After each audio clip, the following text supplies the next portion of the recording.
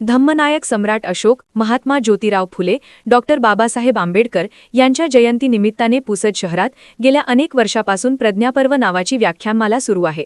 दिनांक 7 एप्रिल ते 14 एप्रिल या कालावधीत अतिशय दर्जेदार प्रबोधनात्मक कार्यक्रमाचे आयोजन प्रज्ञापर्व आयोजन समितीच्या वतीने करण्यात येते। जुन्या आणि अतिशय प्रतिष्ठेच्या समजल्या जाणाऱ्या प्रज्ञापर्व या आयोजन समितीच्या अध्यक्षस्थानी फुलसिंग नाईक महाविद्यालयाचे प्राध्यापक डॉक्टर सुनील खाडे यांची सर्व सदस्यांनी सर्वानुमते निवड केली।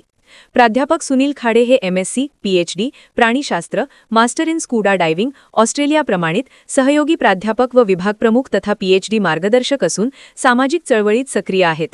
प्रज्ञापर्व व्याख्यानमालेत दरवर्षी राष्ट्रीय व राज्य स्तरावरून अनेक नामांकित मान्यवर या पर्वात आपली उपस्थिती दर्शवितात। डॉक्टर बाबासाहेब आंबेडकर सांस्कृतिक सभागृह संभाजीनगर येथे या सभेचे आयोजन करण्यात आले होते।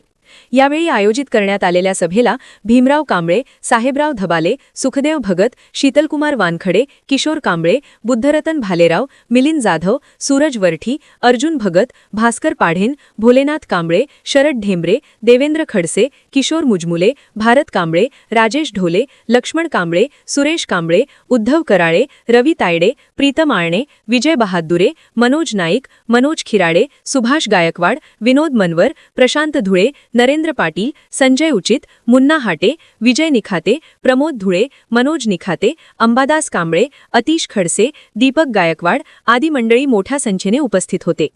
या सभेचे सूत्रसंचालन प्रफुल्ल भालेराव यांनी तर आभार प्रदर्शन मिलिंद जाधव यांनी केले। बाबासाहेब आंबेडकर यांना मी त्रिवार वंदन करून या ठिकाणी त्रिवार वंदन करतो आणि आपण जो काही एवढ्या मोठ्या संख्येने माझ्यावर विश्वास दाखवला त्याबद्दल सर्वप्रथम मी आपल्या सर्वांचे अगदी मनापासून धन्यवाद व्यक्त करतो। मला सांगायचं एकच आहे की आपण